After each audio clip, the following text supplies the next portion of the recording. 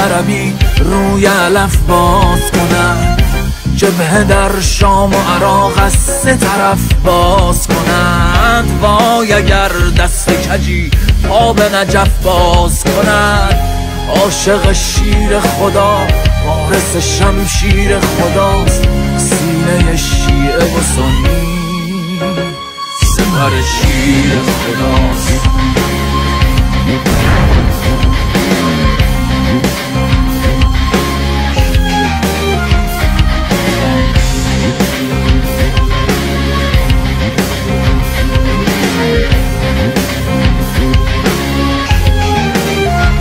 میزند قهقه القارع بر خامیشان، خون دین میچکد از دولت اسلامیشان. رگ بیداری ما شد شریانی که زدن، بشنوی بر دول جنگ جهانی که زدن.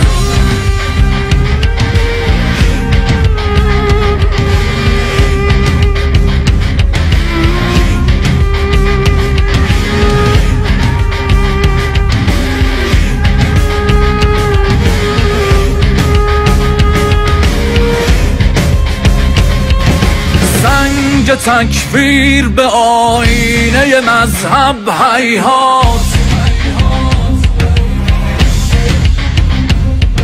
ذوالفقار علی و رحم به مرحب هیهات. دست خولی طرف معجر زینب هیهات. ما نمک خورده عشقیم به زینب سوگند، پاسبانان دمشقیم به زینب سوگند.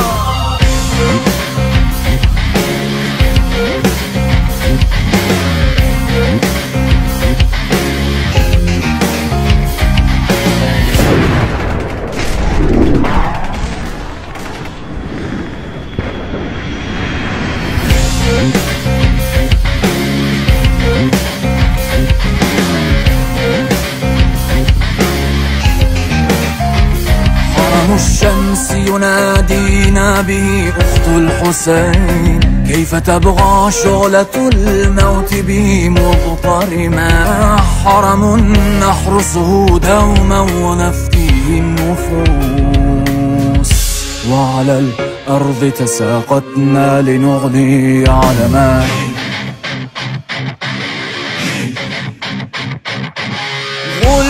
موال الطواغيت بقتل الأبرياء، ها هنا نحن بعزم قد أتينا قادمون. ننهب الموت لو شاهدتنا حين النضال، إننا نحو الوفا بالحق دوما صامدون.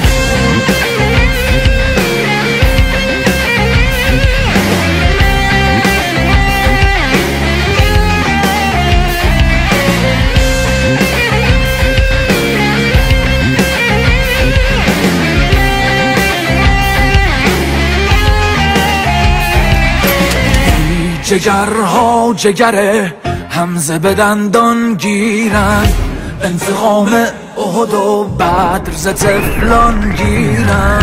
چه سقاسی ز لب قاری قرآن گیرن، بیشتر زان که از این قوم بدی می جوشد. از زمین غیرت حجر ابن عدی می جوشد. پایتان گر طرف کرب و بلا باز شود، آخرین جنگ جهانی حق آغاز شود.